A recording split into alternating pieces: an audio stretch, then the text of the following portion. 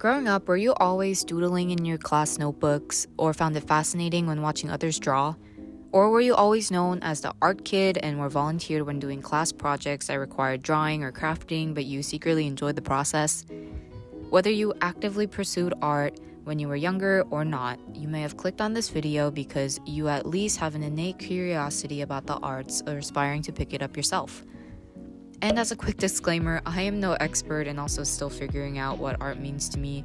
And trust me, it's not always a deep philosophical thing. Your girls sometimes like just be booping and doodling for fun, you know?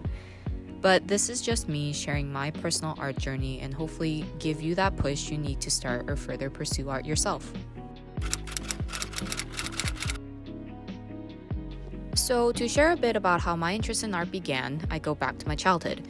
I also think I got a lot of it from my mom too. She always had that habit of doodling on random scraps of paper or letters as she was on the phone, and I would be excited to go through and see all her doodles afterwards. She would also have these interactive story times for me and my younger brother and drew these figures and pictures while telling us a story. I specifically remember her drawing a human body and making up a story about what happens when we accidentally eat a piece of fish bone and how it travels through the body. I am not kidding when I tell you I could have watched her do this for hours. Along with that, I was always one of those quiet, introverted kids who just sat in the corner reading. I specifically reread multiple times this graphic novel series in Korean that told the Greek mythology stories, which is another specific interest of mine, by the way. And a side note, I also like to credit these books for helping me maintain my Korean reading skills, so definitely killed two birds with one stone for this one.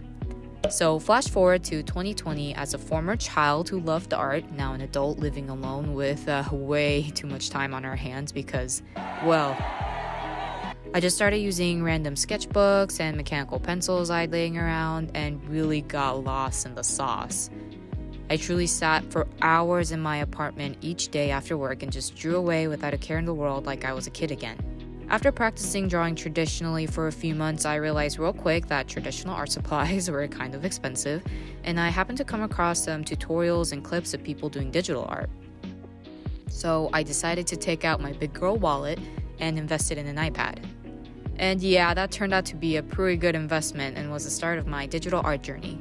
There was so much to learn, and I once again got lost in the art sauce. So fast forward 4 years and I'm still at it. Of course, still lots to improve on, but it's become a hobby I've been taking pretty seriously at getting better at. And that leads me to some deeper reasons why I've still kept this going. Maybe y'all mid to older 20-somethings can relate, but the grind of an adult job is so real. I've realized in my late 20s now how important it is to keep up hobbies or interests outside of your normal full-time job. And I think a creative hobby like this for me was the perfect break from my full-time technical engineering job. It's also helped me reconnect to my inner child. I've realized in your late teens and early 20s, you're so focused on achieving all those adult milestones. To graduate, get that job, become a full functioning independent adult, you're always looking ahead and grinding away to get to your next milestone. But now that I'm approaching my 30s, I'm getting old. I've been reflecting and reconnecting more with my younger self. Looking back and realizing when things were a lot simpler and taking things slower. Doing art now takes me back to those slow summer days when I would just read and doodle away to my heart's content. And as an adult with responsibilities and worries around every corner, this art thing has become such a relief for me. And to get even more philosophical, there's just an intrinsic beauty to the nature of creating something. You can just make something from a blank canvas or just raw materials. And that sense of accomplishment after you finish a piece is so fulfilling. And while it's a bit daunting at first, there's beauty in wanting to hone your craft as well. There's this Japanese concept of dedication to your craft called shokunin. It's a beautiful philosophy that represents devotion and commitment of craftsmen who dedicate their whole lives to perfecting their craft. And not to put my silly drawings up to the level of traditional Japanese craft work, but I just love why people align with this philosophy. It's not about chasing fame or quick results, it's about the quiet, steady dedication to improving one's work every day. There's definitely more to this concept of shokunin, which is fascinating, so I highly encourage you to read more about it. But I just wanted to bring it up and honestly remind myself the why behind this art thing and encourage myself and hopefully you, on why I want to improve as well. So that gets me to my last point. There are so many ways to do art and improve. I've only dabbled in a few other mediums, with digital art being my biggest focus right now, but even within digital art, there are so many ways to do it and improve on it. From composition, color theory, character design, background illustration, there's so many areas to learn art and find your niche. Not gonna lie, it can be overwhelming at times, so I'm still figuring out which areas I want to dive deeper into.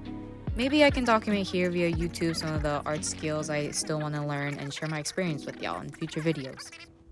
Well, if you made it this far, I would say this is definitely your sign to pick up or rekindle your love for art or some other creative hobby, whatever that may look like.